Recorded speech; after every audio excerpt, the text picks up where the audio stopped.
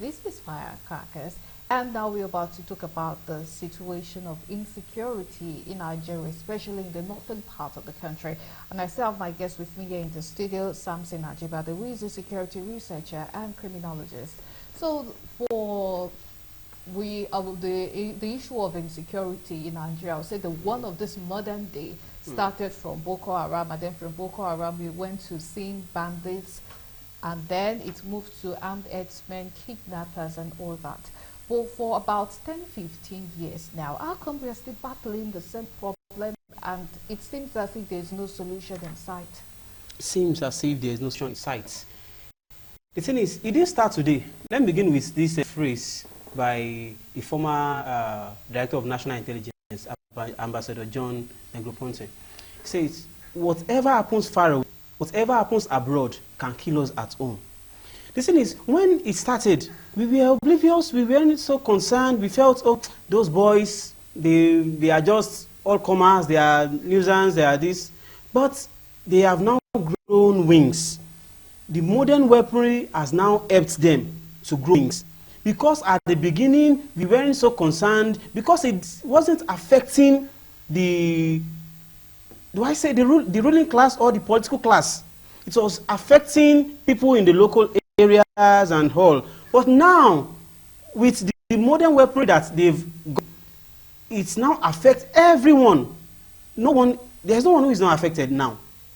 So now, in the north, even we in the south, we shouldn't just sleep. Because it started in the core north, in the northeast. Now it's moved to the middle belt, the north central, and gradually to the south here. We shouldn't just go asleep and say, okay, because it's not in our region. But what has made it to escalate is because of the modern weaponry. Banditry didn't start today. In fact, it used to be centuries ago. Okay, it didn't start today. Please hold that thought. Before we continue, we need to go on another commercial break. Yeah. And when we come back, it will be telling us about the history of banditry, which has not started today. Yeah. So let's go for the commercial break, and when we come back, the discussions will continue in our studios. Do stay with us. We're still on to Firecrackers, and we're talking about the issue of insecurity in northern Nigeria. And I have my guest here in the studio, Samson Ajibade, who was telling us about the issue of banditry not being a thing of the present, but things that have been happening for a long time. So please, you go on. Yeah, like I said earlier, it didn't start today, but modern weaponry only helped it to grow. Now, it started with cattle rustling, the farmer dash in the north then. But now, with innovation, do I call them partnerships? Criminals also partner. They partner with terrorist groups. Because bandits are not terrorists like that. We can't classify them. They are not members of the Boko Haram group. So the Boko Haram group, the Al-Qaeda, the ISIS, they are different groups, while we have banditry. So these bandits, they were into cattle rustling. They were, in fact, then they would put on hooves of cows, just to come steal cows from cow owners. They would attack places, they would attack settlements. It was just like Hausa Fulani something then. But now, they've now seen the economic aspect of it. I wrote an article yesterday, I said the economics of crime. They have now seen the gains, the pecuniary gains attached to it, beyond just stressing themselves to attack farmers, to attack villages. No, they now go into kidnapping, they now get millions just in one operation. So now, how do they fund this ammunition? How do they fund these arms they get? It is because of the porosity of our borders. Yes, imagine a nation that has over 1,400 borders unmanned. What does that tell you? Imagine a nation, a country where you have citizens of a particular country going to border communities. They go to other countries, which is just few minutes trek, few minutes away. They go to all those countries to enjoy basic amenities. What does that tell you? It tells you that the borders around that area are not monitored. They are loose. This one 1,400 borders that are not manned. What comes in through those places? Is it just the Nigerian people doing their thing? No, because criminals will always look for vulnerability. They will always look for loopholes to perpetrate their evil acts. So that is it. Because of the porosity of our borders, they could now acquire arms through the Sahel, through the Libya side. They could now acquire arms through those regions because of not just the porosity on the side of Nigeria, because of the porosity of borders within the Sahel region. Niger, Cameroon, and many of these neighboring nations. So that is it. They got those ammunition. And let me use the triangle of crime to explain this very well. For any crime to be perpetrated, there must be someone who is willing to carry out that act. That is the criminal. And also, there must be a target. That is the vulnerable person. And there must be a kind of structure that does not punish that person. Because man by nature, we say, okay, using the psychological school of thought, we say man by nature is Epicurean or hedonistic. That is, we are pleasure seeking. All we want is just pleasure. And because of the rationality of man, whatever action we want to take, we compare. We think about, okay, the gains and the other side of it. If I feel the gains are more than the other side, then we would go for it. No matter what, even if it's crime, we'll go for it because there is vulnerability already. There are people that can be attacked, and we know that probably the state is lackadaisical, the state is oblivious, the state isn't punishing them. And however, we say it is an organized crime. Yes, it is an organized crime. So that is it. Okay, all right. Since a lot of researchers have been talking about this issue of our porous border, our border that is without regulation and all that. Why is it that up to now, the federal government still is not taking decisive action? Is it that it is too much to do, or is it a lack of political will that might be stopping them from doing this? Because if we are to look at this issue of insecurity in Plateau State, it was really hitting hard last week. And then up to the middle of this past week, we still have the IGP condemning and decrying the perpetrators of this act. They were condemning the act, and then instead that they've already sent people there they sent their personnel there to go and investigate. But why is it that it was after close to 100 people have been killed that they were taking decisive action? Is it that they don't have the political will? You ask the question and you give an answer already. It's just the political will. Because if you have a nation that has the commander-in-chief, as in the commander-in-chief, it means if you want something done, only thing you need to do is just give an order, not even an instruction, give an order, and it must be done. That is it. It is just the political will. Especially when it affects locals, when it affects ordinary Nigerians. And I say to our leaders, enough of bureaucratic statements. All we hear is, I think the template is there. They just tell you the perpetrators will be brought to book.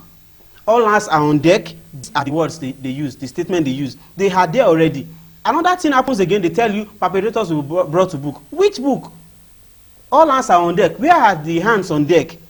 You knew before now that when it's, especially during the Yuletide or when it's a season of celebration, especially when it's a religious celebration, there are tendencies that there will be attacks on communities that have more Christians or more Muslims, because both are being attacked. However, with what's happening in Jos, it is not the first time. It has been occurring for so long. In 2012, yes, 2014, while we were still thinking about what happened in the Yanya bombing in Abuja on the 14th of April, 2014, while we haven't recovered from that. 14, 15, something happened again. The Chibok girls were kidnapped. Who remembers them again? I think we are in April, right? Who remembers the Chibok girls this year? We have moved on. The government has moved on. No one is talking about it again. Now, it's happened. Again, in Yobe around that time, attacks happened on churches, Catholic churches. A Catholic church in Abuja was also attacked. That is to tell you that around this time, around what's it called, the Easter time and all, that is to tell you that if we're a proactive nation or a proactive people, you would have deployed intelligence. You would have deployed technicalities and structures to make sure there is no recurrence of such crime. But it's just a song we sing every time. But I feel pain that when we should sing from the Song of Solomon, we now sing from the Book of Lamentation. It's really pathetic how our leaders have really made us to be. But it's just the political will. If it affects any of the ruling class members, you see, they will deploy everything. They will deploy all the instrumentalities of law and everything. Because according to Max Weber, they say that the government has the monopoly of the use of force or violence. That is legal violence. You know, that's through the police, the armed forces, and yeah, exactly. So if anything happens, it is the duty of the commander of the executive to give an order that such crime should be brought to an end. That is it. When we are ready, when Nigerian leaders are ready, I tell you, insecurity will certainly end. But because it is also an organized crime, I will tell people, as a common man, you wouldn't hold an ammunition just from here to Ikeja under bridge. You'll be arrested. Now tell me, bringing it into a sovereign nation, that tells you that it comes through a particular route, and that route is organized, that even when they are arrested, nothing is done. That is it. Okay, all right. We know that also this past week, we have the customs CG also lamenting threats from ISWAP members. That is the ones that are operating around the border. That's the customs officer operating around the borders. So would it be possible that the weapons that are being smuggled into the country, it might still be because of some of the bad acts that we have in some of our agencies that are sort of facilitating these things to keep entering the country without absolute check? Could that also be possible? Yeah, that's it. It's really possible. However, we should know that these criminals or criminal elements, they try to outsmart the system. So the system should also try to be smart. You can't be using the Stone Age security architecture in a contemporary time like this. So that is it.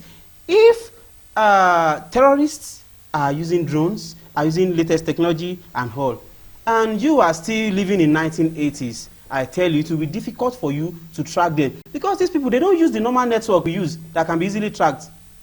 They communicate, they do everything. So if you do not have the structure, and I tell you, it is not just because we do not have the tools. There are tools.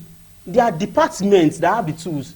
But the decentralization of these tools, before you get access to these things, you need to go far away, write letters, do this. You need confirmation from Abuja. We need to decentralize policing.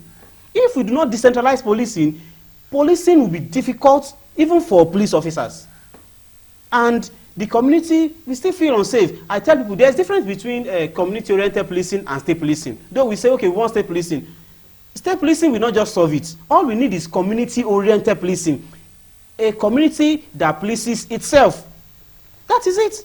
So, having said all this, the government, the leaders, and all, the technology and all, we still need to partner with locals. Because when we say intelligence, people think it's something huge or something big like that. No, it is just information you get from those who live in that area.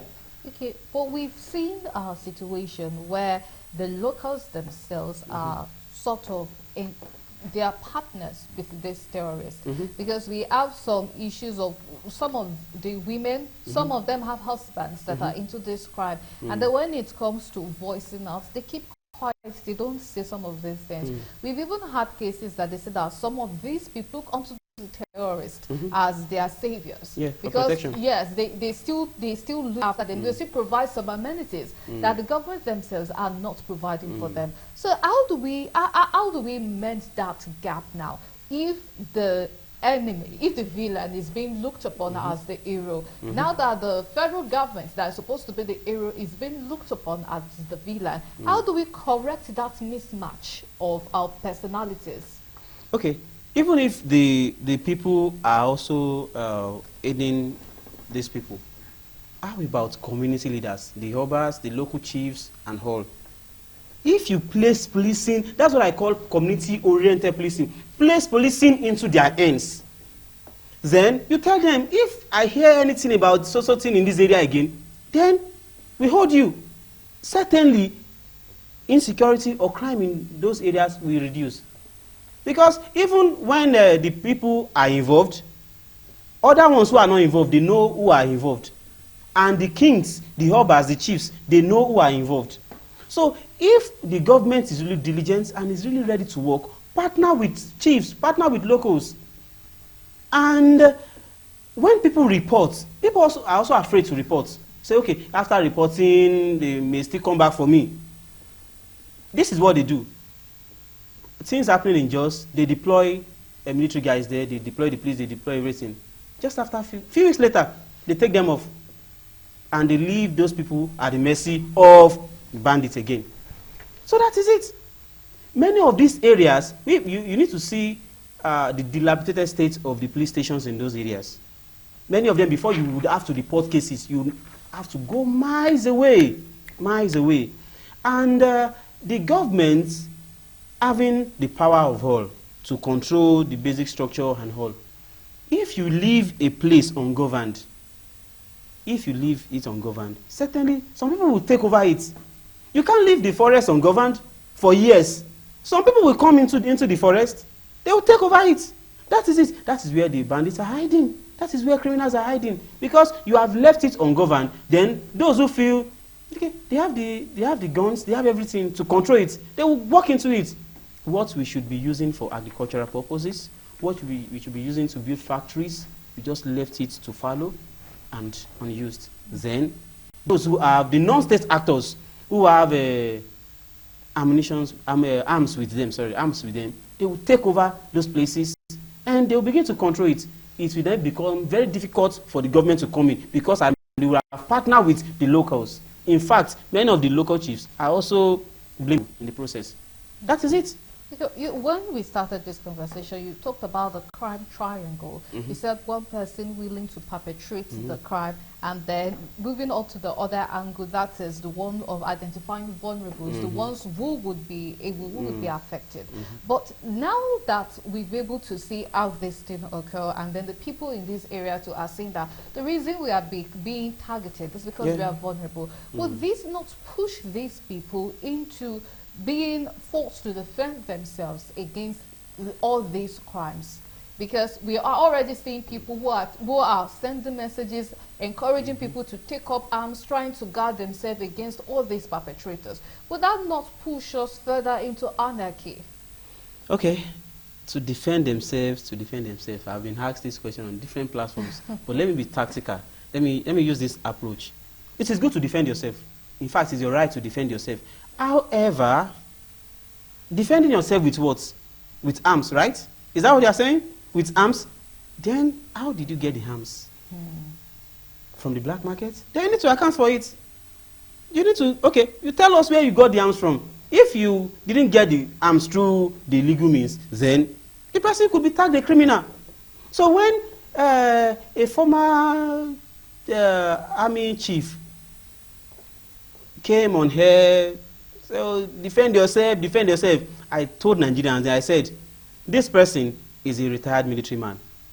If he got some things with him, he may not really be questioned. He has people guiding him, he has people protecting him. As a common man, if you take up arms to defend yourself, they may change it to say, okay, you are taking up arms against the state.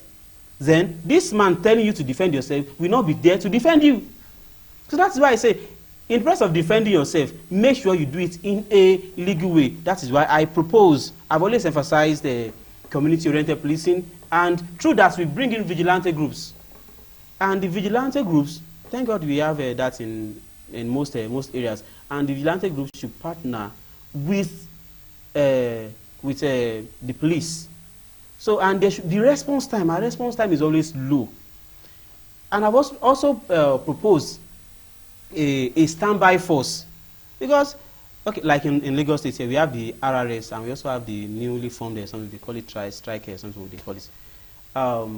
When anything happens, they call on the RRS, and within few minutes, they get to the area and the tension will be brought down. That is to tell you that there is a standby team, a team on standby to attend, to respond to issues like that. States should also replicate that, partnering with vigilante groups. So because vigilante, they can't carry, they only carry lights, just all this. So now, when anything happens in the community, they only have to send signals to the police and they'll be deployed immediately. I do not want a police where they would have to wait for someone in Abuja for reinforcements.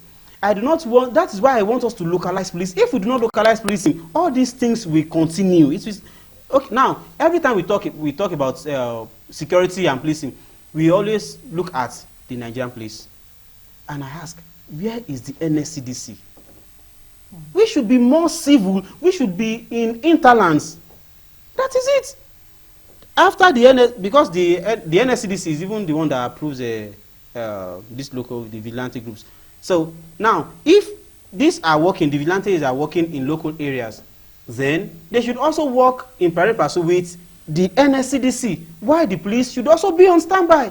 So if we do not localize policing, there's nothing that could be done. Even if we form vigilante groups to defend ourselves, it will still not be effective because we have limited powers. Okay, all right. Now that you did mention localizing and security and things like that, but one of the things that one also needs to talk about is the one that happened in Delta State, in Orome local government, in some local government area in Edo State.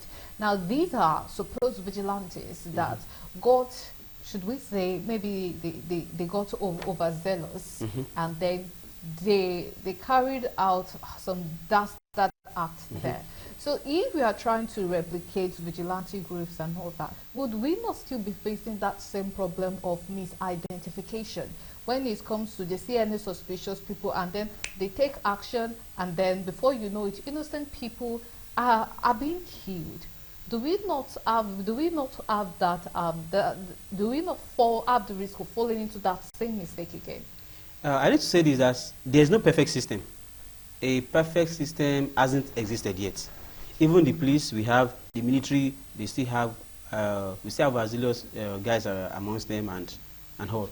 So, and in fact, was it last year? Yes, I think last year I did a report on a vigilante group in Ogun State. Their high-handedness and all, the way they harass and arrest guys, and they have turned themselves to NDLA, they have turned themselves to even EFCC in areas like that in Ogun State. So let's just leave that. There's no perfect system.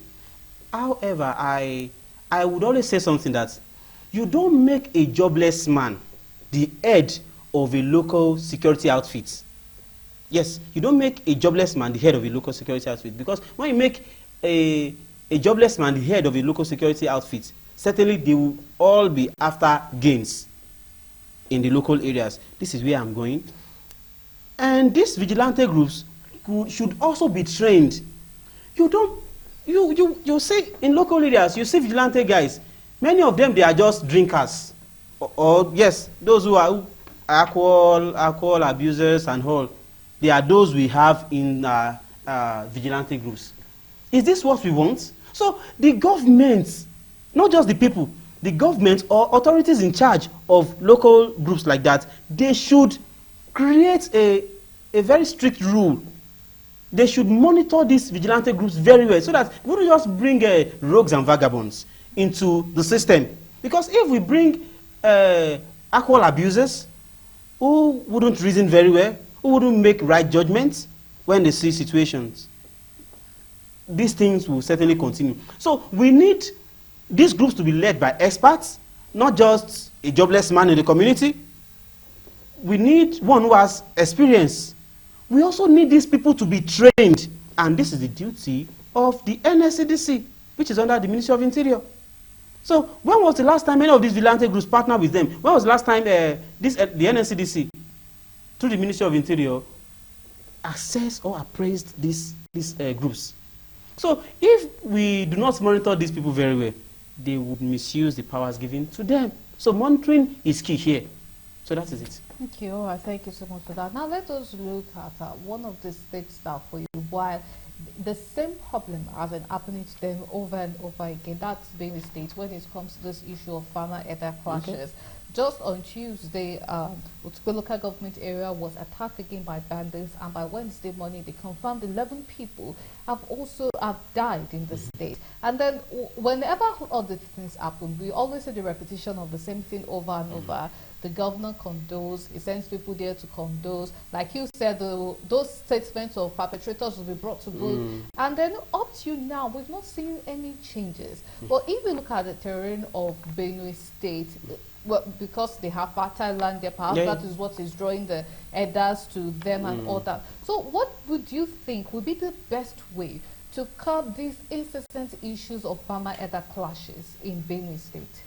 You know, there's what we call in public relations, we call it the principle of non-denier. Let me just quickly explain that. It happened, but not like it's been presented. 2024, over 1,000 people were killed in Benue State. The same Amnesty reported it, and when the report came out, the government denied. They didn't say Benue communities were not attacked. They said, oh, it was not up to that. Non-denier. They were not denying it. On the other hand, they were also denying it.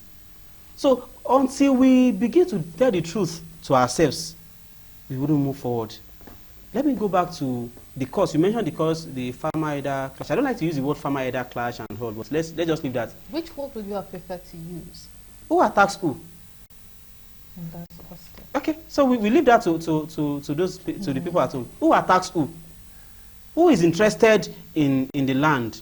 Who is interested in the farm? Who is interested in the crops and all? So we leave that to the people at home. What brought those people, the headers? What brought them to Benue? Let us go back to Lake Chad. How protected is the Lake Chad? Lake Chad is shrinking day by day. What economic importance is Lake Chad on the Lake Chad Basin?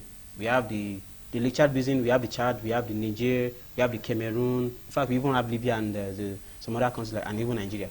So now, as the Lake Chad Basin Commission, have they really fulfilled what they were established for? Have they really fulfilled their mandates? So this is where I'm going to. When the Lake Chad began to shrink, to reduce, it used to be the home of people, of fishermen, cattle rearers, who would use the water, and they lived around that side. But when it began to shrink, what happened? They had to move to this side. Then, what is the government doing to ensure probably a move back? Probably the people could move back to that region, to that part. What is the government doing to protect? Because of desertification in that side. Desertification is really affecting the Lake Chad Basin, and it's really shrinking. That's what brought these cattle rearers to this side, and they begin to struggle for land. They begin to struggle for space. They struggle for water. They struggle for basic things, probably because that sector is not really organized. We have said, people have said, they have agitated that in the contemporary society like this, we do not want cattle on our streets again, on our roads. But even the people they are trying to help are agitating against that. It is your business. Create a place. They call it Rue Garden. Create a place, house them, stop stressing these cows, and do your business. But no, they said it's against a particular section of the country, is this, is that, is that. How long do we want these killings to last? How long do we want this killing to continue? Like the open grazing? Open grazing is not the answer. Yeah, open grazing, that is what is really happening in Benue. Not just in Benue, but Benue is the center of our discussion now. Yes. Now, these people, they have their farms, and some people who have stayed in that area for so long, some of them feel, okay, we are also indigenous people. Why? Because their great-grandfathers were there, and they were also giving birth there. So they also feel, okay, they are now trying to compete for land, for space with the Aborigines. So that is it. So that is the cause of the clash. I don't like to use the word farmer either, of the clash in the Middle Belt generally. That is the cause of the clash in the Middle Belt. So what is the solution? The government should come up with policies to ensure that that sector is controlled. That cattle something should be controlled. If it is not, let us take away sentiment. If that sector is not controlled, it will continue. It's in the North Central. It's moving down home. It's moving down home. That is it. They left a particular place and they are now in the Middle Belt.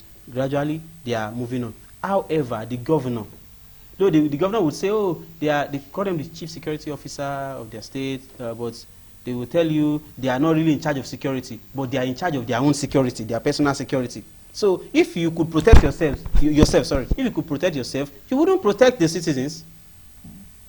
So I still maintain the governors should also look for a way to speak to those people, meet with their leaders, meet with them, form local groups, let them talk to these people.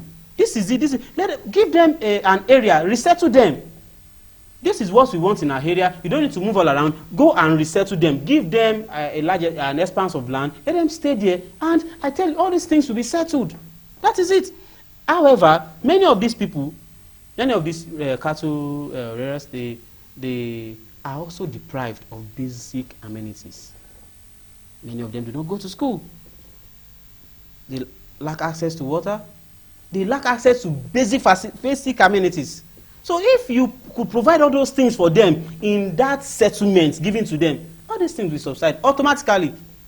Because when there is light, there is school, you have basic amenities all around. You don't want to stress yourself. But would we not be dealing with another situation, immigration situation now? If they are Nigerians, then that's another case entirely.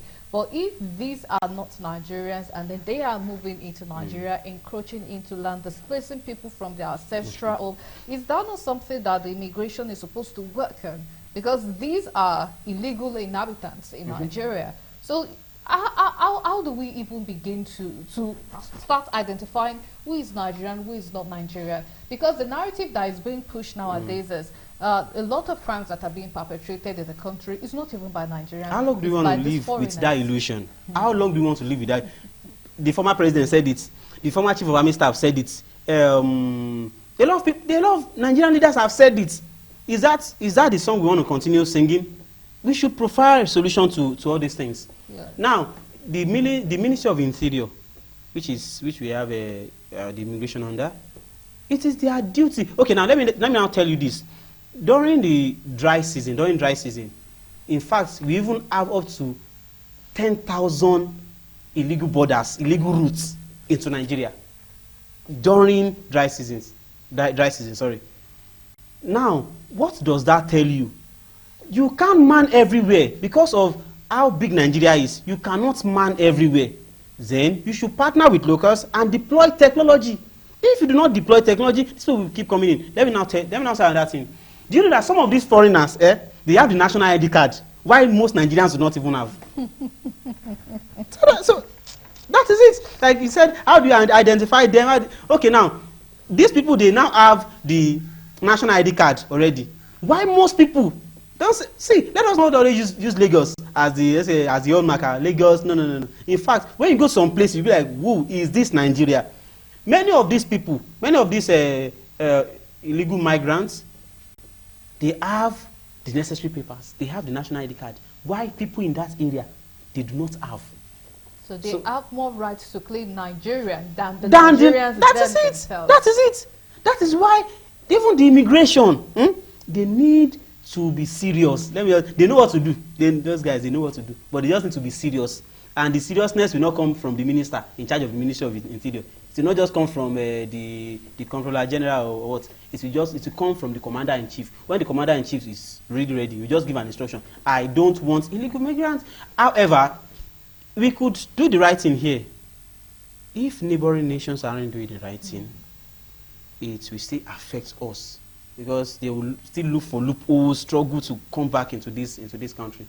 A database, do you really have a strong database here of Nigerians, where a policeman stops you, he says, okay, where is your driver license?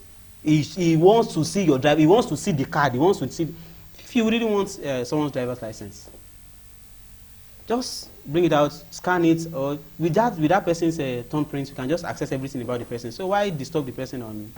So do we really have a centralized database system in Nigeria? These are some of the things they need to work on. If you don't work on those things, this story will continue and will begin to sing from the Book of Lamentation.